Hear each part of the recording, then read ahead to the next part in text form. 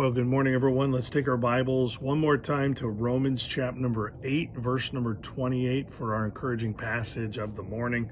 And let me just remind you that at 10:15 a.m. this Sunday morning at the Journey Baptist Church, you are always invited, especially if you're already connected to us. We would love to have you join us in person for services. Yes, you can watch online and be encouraged, and you can learn about the Lord and maybe even be grown spiritually, but you can't actually get the full impact of being with your church family unless you're with your church family. You can't be there in spirit. There's no such thing. Your thoughts might be towards us, but your spirit is where you are. And so we want to invite you to join us, and it'll be a great time. We're in our theme series, and we want to invite you to enjoy that with us. Last week was about service. This week's going to be about worship, and so I want to encourage you to come on out and worship the Lord with us. And that's at 10:15 a.m. at the Journey Baptist Church. Come on out and enjoy that with us. Romans chapter number 8, verse number 28. Here's a passage we all love to claim and quote when anything happens we don't like. And what's really sad is, as a pastor, I get to see and hear people quote this passage in some of the strangest ways.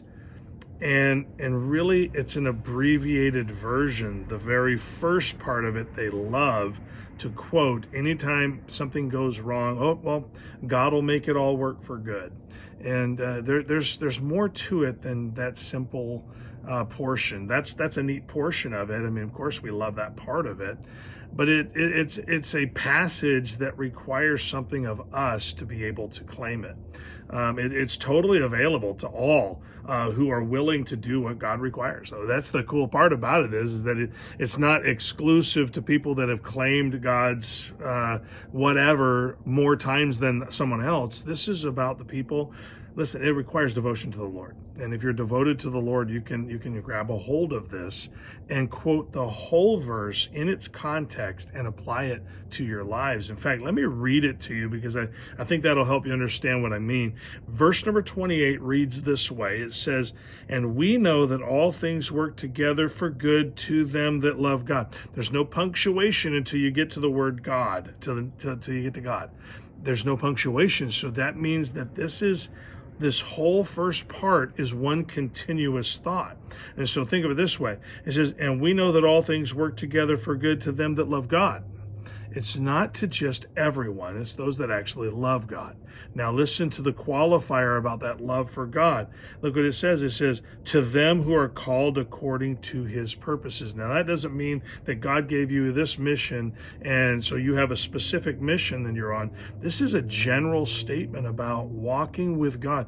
You're called into a path that flows with God. You love him so much that you've embraced his path for your life. You don't love him and I'm living my own life. You love him and have turned your life onto the path that he has called you to.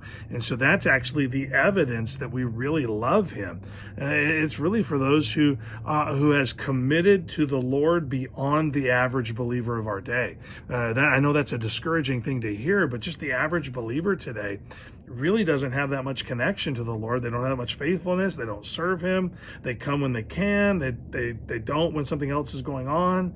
They don't really have a full commitment or devotion to him.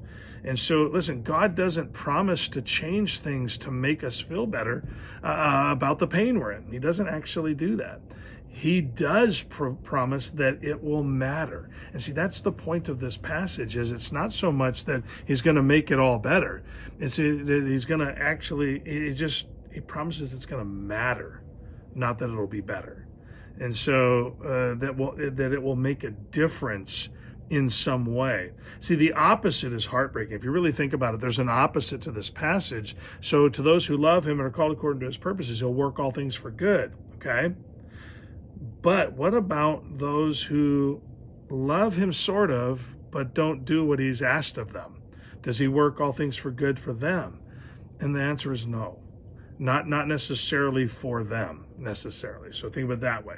And so what he's really saying is that if you really want things to work out the best they can, do you want things to actually matter that you're going through? Walk with God, choose God, love God. And when we do that and we are about his purposes, we get to see something incredible happen. Listen, so lovingly devote your life to the Lord and rest in the reality that with Him, it all matters. Don't you want to know for sure that what you're going through is going to make a difference, that it actually matters? Because He's not going to necessarily change it. He just wants you to know how you can make it all matter. And so trust the Lord, devote to Him, love Him with your life, and do His purposes, and it will matter. Have a wonderful start to your weekend.